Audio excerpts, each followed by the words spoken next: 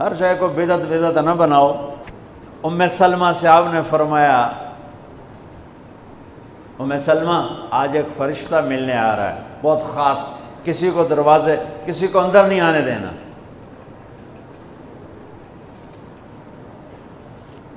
حضرت ام سلمہ پیرے پہ کھڑی ہو گئی۔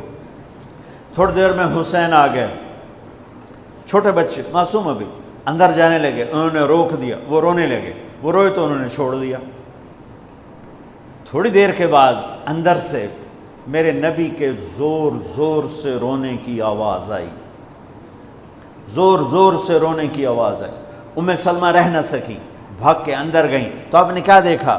آپ نے حسین کو یوں سینے سے چمٹایا ہوا تھا اور ایسے ہل ہل کے رو رہے تھے، ایسے بلک بلک سسک سسک کے رو رہے تھے، اور آپ کے آنسو آپ کے رخسار اور داڑھی پر اتر کر رہے تھے، اور آپ نے یوں بھینچا ہوا ایسے دبایا ہوا تھا۔ تو حضرت ام سلمہ نے کہا میرے ماں باپ قربان یا رسول اللہ، کیا ہوا؟ آپ ایسے تڑپ کے کیوں رو رہے ہیں؟ تو آپ نے روتی آواز میں کہا، بہتے آنسوؤں کے ساتھ، کپ کپاتے بدن کے ساتھ، کہ ام سلمہ یہ فرشتہ جو مجھے ملنے آیا تھا یہ میرے بچے کو دیکھ کر کہہ رہا ہے کہ آپ کی امت اس بچے کو قتل کر دے گی، اور جہاں اس کا خون گرے گا وہ مٹی مجھے دکھائی ہے اس نے، کہ میں اس لیے اس پہ رو رہا ہوں۔ ابھی تو وہ شہید نہیں ہوئے اور رویا جا رہا ہے، تو ہم تو ان کی شہادت پہ روتے ہیں بھائی، ہم تو ان کی شہادت پہ روتے ہیں، اور یہ قیامت تک روتے رہے گی دنیا۔ قیامت یہ اللہ کا نظام ہے، اس نے کربلا کے واقعے کو یوں کر دیا جیسے ہر سال آج ہی ہوا ہے، آج ہی حسین شہید ہو رہے ہیں، آج ہی عبداللہ کا سر کٹ رہا ہے، آج ہی زینب کی چادر کو پھاڑا جا رہا ہے، آج ہی لاشوں کو گھسیٹا جا رہا ہے۔ وہ میں حیران ہوتا ہوں، ٹیپو سلطان سرنگا پٹم میں شہید ہوئے، دشمن کون انگریز کون کافر،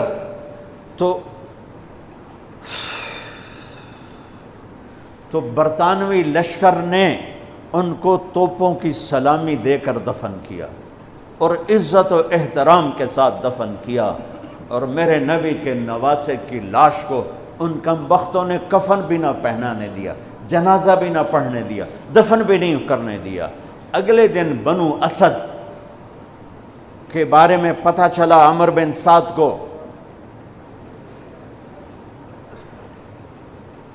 تو راتوں کہ وہ ان کو دفنانے والے ہیں، تو راتوں رات ان کو بغیر جنازوں کے مٹی میں دبا دیا اور اوپر پانی چھوڑ دیا کہ کوئی پتہ ہی نہ چلے حسین کی لاش۔ بنو اسد کا بوڑھا آیا، اگلے جب پانی خشک ہو گیا وہ آیا اور اس نے مٹی اٹھا اٹھا کے سونگنا شروع کی، سبحان اللہ، سونگ رہا ہے سونگ رہا ہے سونگ رہا ہے۔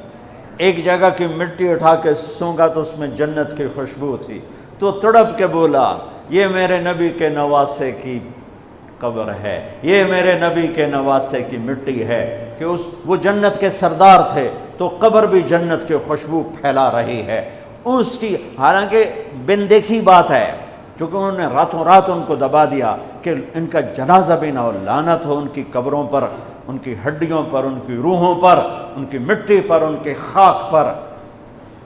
سمجھ میں نہیں آتا، نبی کے گھر کے کتے کی بھی ہم تو عزت کریں گے اگر آج ہمیں پتہ چلے یہ نبی کے گھر کا کتا ہے۔ ان کم بختوں کے سامنے نبی کے نواسے کھڑے تھے، نبی کی نواسیاں تھیں اور نبی کی اولاد تھی، اور ان کے دل ایسے پتھر، آنکھیں ایسی اندھی، کان ایسے بہرے کہ انہیں ایسے تلوار چلائی جیسے سامنے کوئی رومی لشکر کھڑا ہو، یا جیسے سامنے کوئی فارسی لشکر کھڑا ہو۔ اتنے عظیم ہستیاں، میں کہاں سے بیان کروں؟ یہ وہ نسب ہے جس کو اللہ آدم تک محفوظ رکھے ہوئے ہے، اور میرے نبی نے فرمایا کل سبب منقطع الى یوم کل نسب و سبب منقطع الى یوم القیامہ الا نسبی و سببی وسأبلها ببلالها۔ قیامت کے دن ہر رشتہ ٹوٹ جائے گا، ہر ناطہ ٹوٹ جائے گا، ہر سبب ٹوٹ جائے گا، لیکن میری آل کے ساتھ رشتہ باقی رہے گا، نسب کا رشتہ باقی رہے گا، سبب باقی رہے گا۔ میں اپنی اولاد کو پانی پلاؤں گا، میں نے اپنی اولاد کی سفارش کروں گا۔ اس لیے میرے بھائیوں، ویسے تو کسی کے عیب نہ دیکھو، کسی کی برائی نہ دیکھو، پر سادات کی برائی، وہ شیعہ ہو، وہ سنی ہو، وہ بریلوی ہو، وہ اہل حدیث ہو، جو بھی ہو، وہ اگر میرے نبی کی اولاد ہے تو ان کے پاؤں چومو، ان کے ہاتھ چومو، ان کا ماتھا چومو۔ یہ اللہ کے محبوب ہیں، اللہ کے پیارے ہیں۔ مجھے میری اولاد محبوب ہے، آگے ان کے پوتے ہو گئے، آگے ان کے بچے بچیاں ہو گئے، نواسیاں ہو گئے، پوتے پوتیاں ہو گئے، وہ ان سے بھی پیارے لگتے ہیں۔ میرے نبی نے اعلان کیا، میں اپنی نسل کو پانی لگاؤں گا قیامت کے دن، میں اپنی نسل کو پانی لگاؤں گا قیامت کے دن۔ پر اتنے سارے فرمان کے بعد بھی کیا شہید کیا گیا ہے، وہ کس بے دردی سے کیا گیا ہے۔ یہ تو میں تو نسب بتا رہا ہوں۔ پھر اللہ نے پیدائش، سب سے پہلے حسن پیدا ہوئے۔ آپ نے حضرت علی سے پوچھا کیا نام رکھا ہے؟ کہا جی حرب، جنگجو۔ آپ نے کہا نہیں، اس کا نام ہے حسن۔ پھر 10 مہینے بعد حسین پیدا ہوئے۔ آپ نے فرمایا کیا نام رکھا ہے؟ کہا جی حرب۔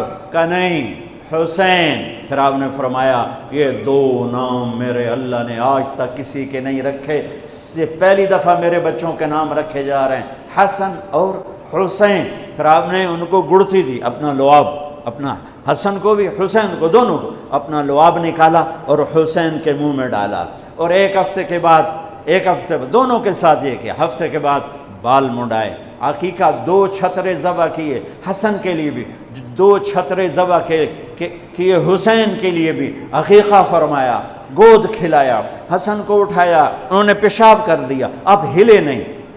مجھے نہیں یاد کہ میں نے اپنے بچوں کو چھوٹی عمر میں اٹھایا ہو اور اس نے پیشاب شروع کیا ہو اور میں نے اسے بٹھائے رکھا ہو، میں فوراً اٹھا کے ادھر، یا میں نے پتہ لگا پیشاب کر رہا، میں چاہتے اتھے باہر چھڑیا۔ لیکن میرے نبی نے، حسن نے بھی کیا، حسین نے بھی کیا۔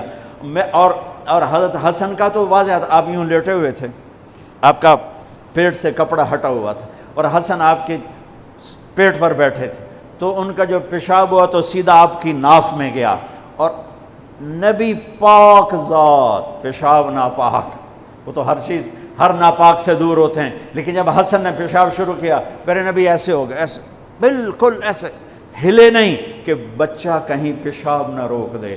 جب پورا پیشاب کر دیا پھر آپ اٹھے اور نواسے کو بٹھایا اور جا کر پانی اپنے اوپر بہایا اور صاف کیا۔ یہ تو لاڈ لڈائے میرے نبی نے اپنے نواسوں کو۔ ابو ہریرہ فرماتے ہیں میری آنکھوں نے دیکھا، میرے کانوں نے سنا، آپ کبھی حسن کبھی حسین اینا پیراں تے کھڑا کی تو ہے، ہاتھ این نپے تے جھولا جھلا رہے ہیں اور کہہ رہے ہیں پہاڑی پہ چڑھ بچے، پہاڑی کے لیے اتے آ۔ ان کو یوں اوپر لا رہے ہیں، یہاں لائے، پھر یہاں لائے، پھر یہاں لائے، پھر یہاں لائے، پھر یوں ہو گئے، اور ان کے ہاتھ پکڑ کے یہاں تک پہنچایا، یہاں، اور پھر آگے بڑھ کے بوسہ لے کر کہا اے اللہ میں ان سے پیار کرتا ہوں، تو بھی ان سے پیار فرما۔ ایسوں کو ذبح کر دیا۔ کتے کو مارتے ہوئے رحم آتا ہے،